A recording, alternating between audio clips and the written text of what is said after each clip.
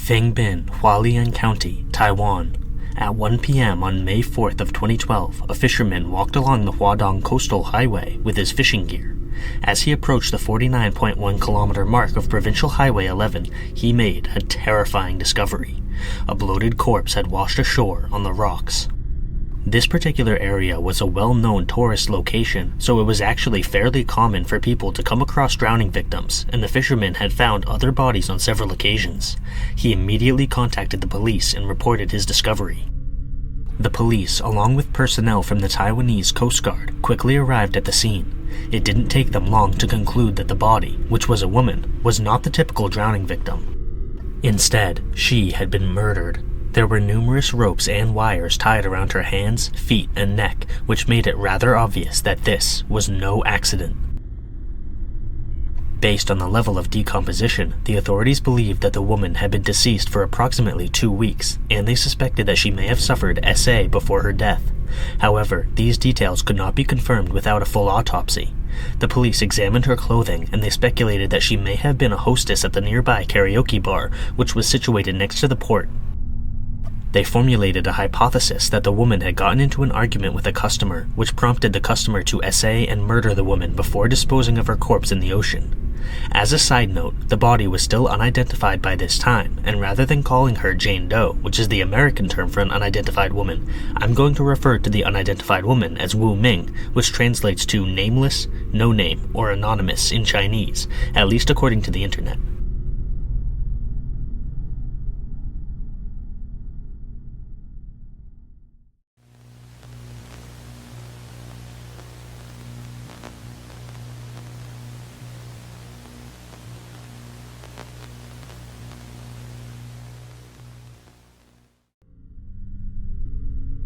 On May 11th, the autopsy began.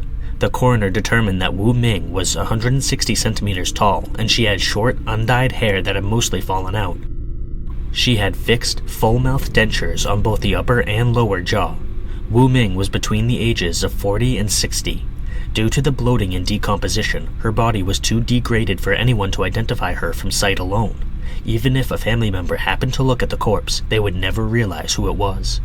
However, the rate of decomposition allowed the medical examiner to pin down an accurate time of death, which was 3 to 5 days prior. This was a very different time scale from the 2 weeks that investigators had estimated previously. The medical examiner found a significant amount of food in Wu Ming's trachea, and her stomach contained 200 milliliters of partially digested semi-solid food. Based on the level of breakup and digestion, she had likely been killed 1 to 2 hours after consuming the food. Although Wu Ming herself could not be identified, her clothing was much easier to identify. She was wearing a white silk long-sleeve XXL blouse, a white camisole, a gray bra, black jeans, and light yellow underwear. Her clothing did not contain any identification or personal effects, and her body was devoid of scars, birthmarks, or tattoos. As I had previously mentioned, Wu Ming's hands, feet, and neck were all tied with a variety of rope and wires. The left and right wrists were each wrapped 3 times with scouting rope, then tied behind her back with another scouting rope in a figure-8 knot. The left ankle had 4 loops of scouting rope and the right ankle had 1. All of these knots clearly indicated foul play, but the specific cause of death was much more difficult to determine. There were no obvious injuries to the body, nor any signs of a struggle. The medical examiner did not find any toxic substances anywhere in Wu Ming's system. There was no bleeding in the neck, and no fractures were found in the hyoid bone, thyroid cartilage, or tracheal cartilage. There was also no evidence of SA, which forced the police to abandon their initial hypothesis. Despite the difficulties that they faced, the medical examiner eventually made a discovery that provided cause of death.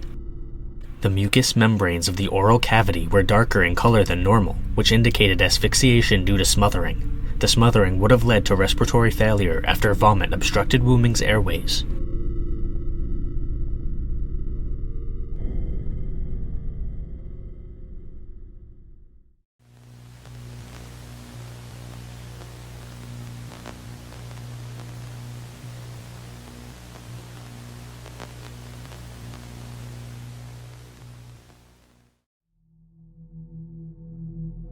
The first step in finding Wu Ming's true identity was taking her fingerprints, but the degradation of her body restricted the authorities to partial fingerprints. These partial prints failed to match anyone in Taiwan's databases.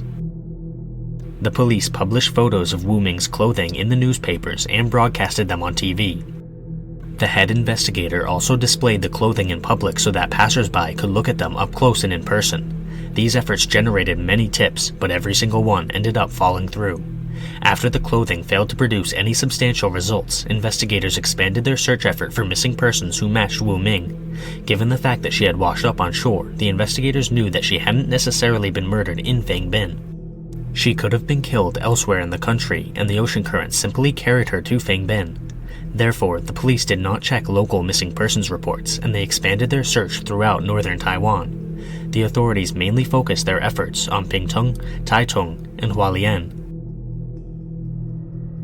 By May 18th, the police had still not made any progress in identifying Wu Ming, so they expanded their search once again, this time to Yilan, but they still could not find any matches. The police started to wonder why nobody had reported Wu Ming missing. They speculated that she may have lived alone, or she could possibly be a foreigner with no family in Taiwan. Although previous efforts to identify her clothing had failed, the police decided to focus on her clothing as a means of discovering her identity. The blouse had the label Lanling, which was a woman's clothing factory in the Bangkao district of Taipei.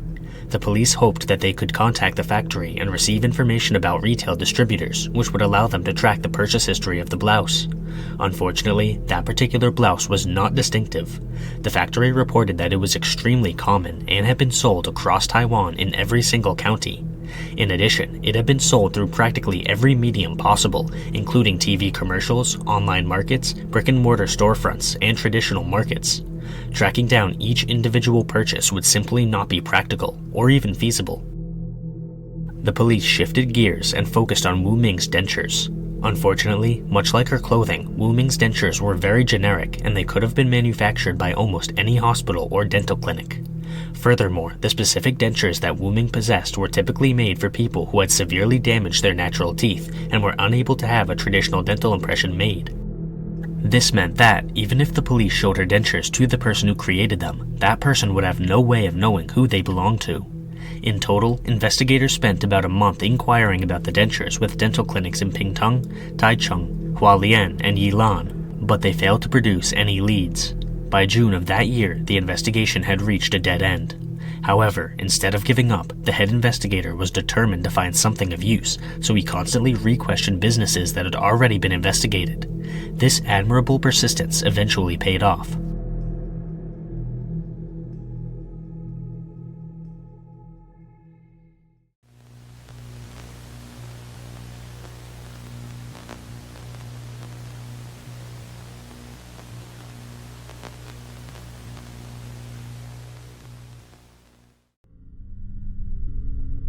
By July of 2012, the case was still unsolved and the investigators were scrambling to come up with a new tactic. Taiwan, much like every society, has its fair share of superstitions, and investigators decided to lean into this. The head investigator, along with 3 of his subordinates, traveled to Yilan in order to conduct another round of questioning. On their way back, they passed a temple in Hualien. The head investigator was a devout believer, so they stopped at the temple to pray for a breakthrough in the case. As the men entered the building, a temple worker asked the investigators, "Who is that woman following behind you? Why isn't she coming in to pray?" The question shocked the investigators, who had traveled together in a single car without any women. The medium saw how confused they were, so she elaborated, "That middle-aged woman holding a set of dentures. She's bowing to you. Can't you see her?" None of the investigators were able to see the woman, but the head investigator decided to push further. He asked the medium to speak with the woman and ask for her name. The medium replied that the woman refused to give her first name, but her surname was Chen, and she was, in fact, the victim in the Fang Bin case. According to the medium, Chen lived in the northern region. The investigators brought the medium back to the police station to question her further. The medium provided a description of the woman, which generated this composite sketch of Chen. A few days later, the police traveled to Taipei with the sketch in their possession, and they showed it to locals, including the local police. While in Taipei, they also visited several dental clinics to see if the dentures could be recognized. They focused on people who had the dentures fitted between July of 2011 and May of 2012. The police eventually found their way to an unlicensed dental clinic, where they showed the sketch and dentures to the workers. The workers thought that the sketch looked familiar, and they identified the victim as Chen Yi, a longtime patient who lived in Taipei's Beitou district. Following this, the investigators returned to the local police station, where officers told them that Chen Yi was a missing person.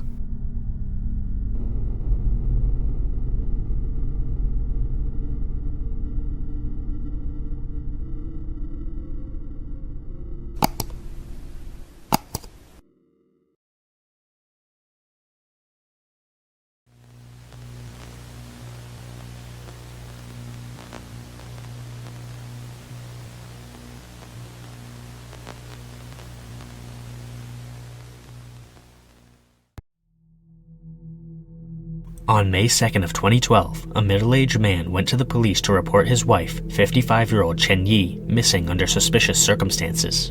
Strangely enough, he returned to the police station just 9 hours later to withdraw the report.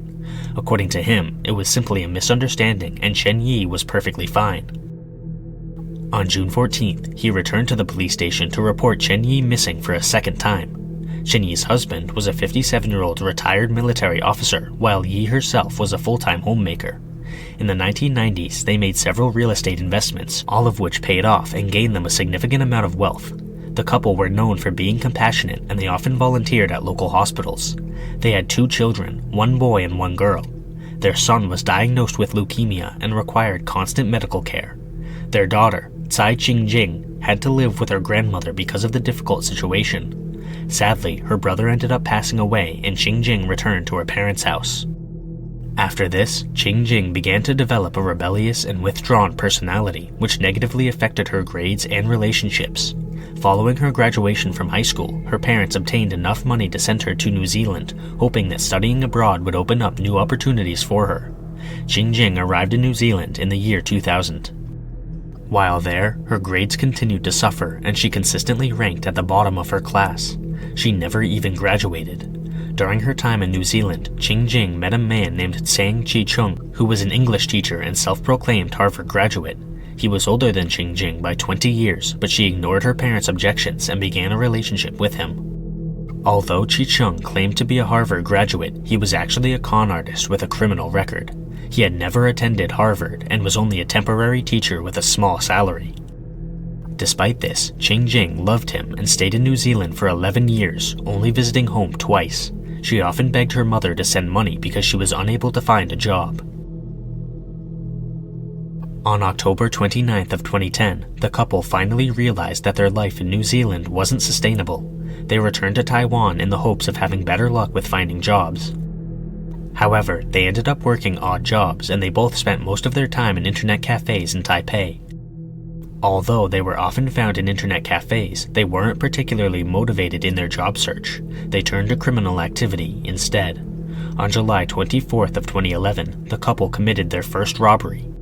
They broke into a store to steal grass jelly, drinks, fruits, and Angus beef. On October 14th, they went to another store and stole beef strips, beef chunks, pig head skin, oyster sauce, pig liver, and cooked shrimp. The combined total of their stolen items was 1,000 new Taiwan dollars. Converting to US dollars and factoring for inflation, that comes out to $47.82. Needless to say, the couple weren't exactly criminal geniuses. In fact, Ching-jing was caught by mall security, while Chih-chung escaped. During her arrest, Ching-jing resisted and managed to injure one of the security guards by striking him with her elbow. She ended up receiving 3 months in prison, but Chih-chung remained on the run. During her trial, Ching-jing frequently accused the security guards of sexual harassment, which was complete bogus. On November 18th, Chih-chung went to a convenience store and stole a bowl of braised beef noodles, a box of muscle strain relief patches, and a bottle of muscle fatigue relief lotion. He was caught and arrested, but unlike his girlfriend, he only verbally assaulted the officers. The court granted Chih-chung bail and he was released.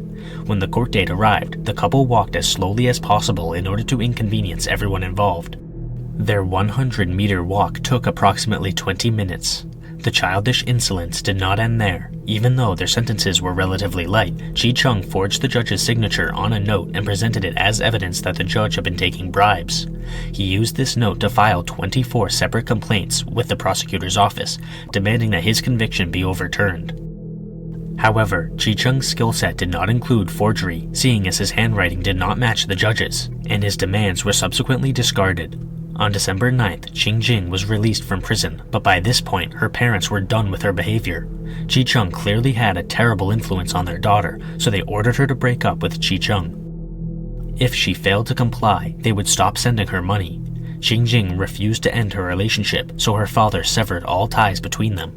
Later that month, Ching-jing came to her mother claiming that she had changed. She said that she needed some money to buy a house so that she could live on her own. Yi felt guilty about her daughter's failures because she believed that she was at least partially responsible.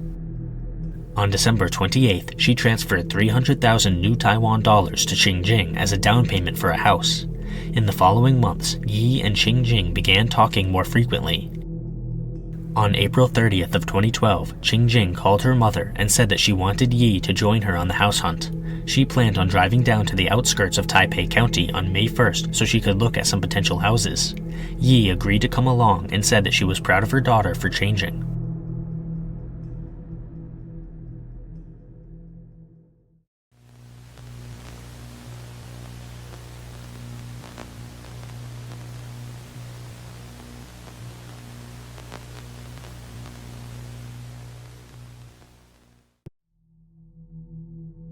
On May 1st, Yi's husband was out of the house running errands, and he left the house key inside on accident. He couldn't enter the building, so he tried knocking on the door, but nobody answered.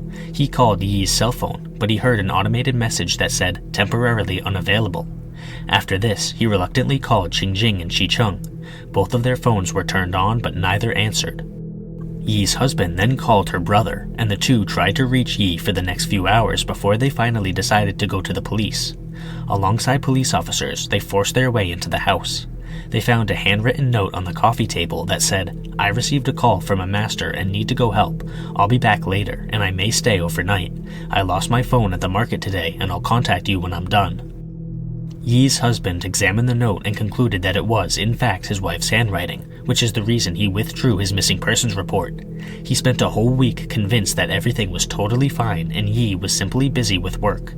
During this time, he saw the news that a body had washed up on the shore of Fangbin, but he failed to make the connection.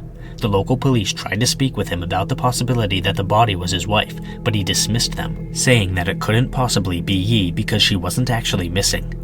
She was just busy with work and would come home soon.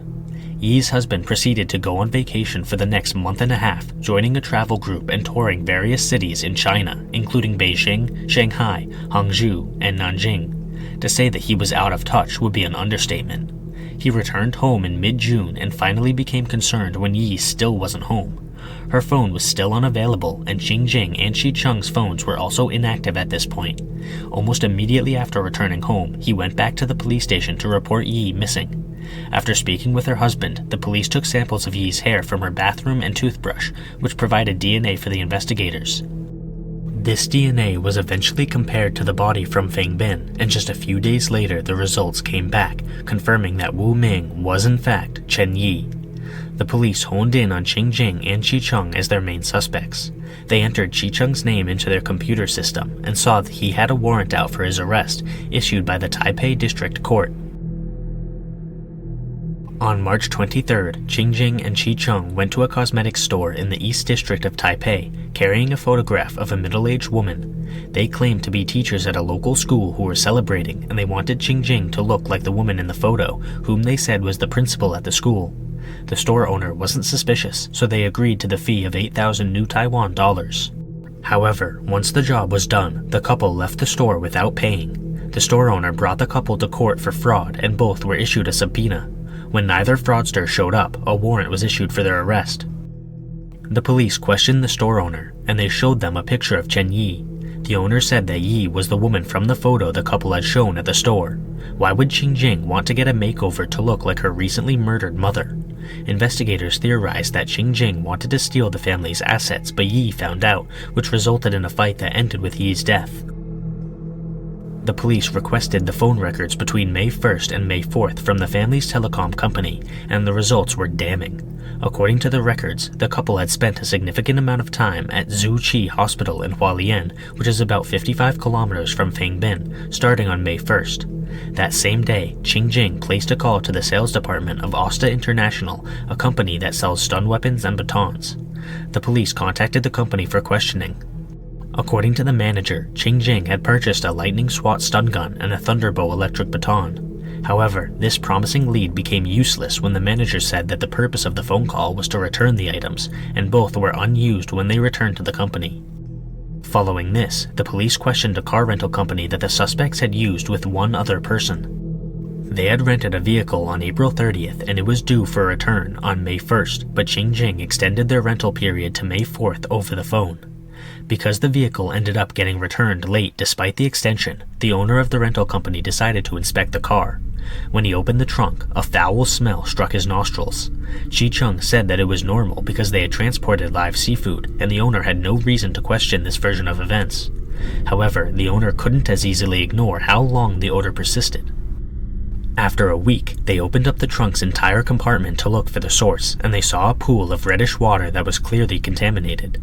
Once they had heard this suspicious detail, the police impounded the car and conducted a forensic sweep of the entire vehicle.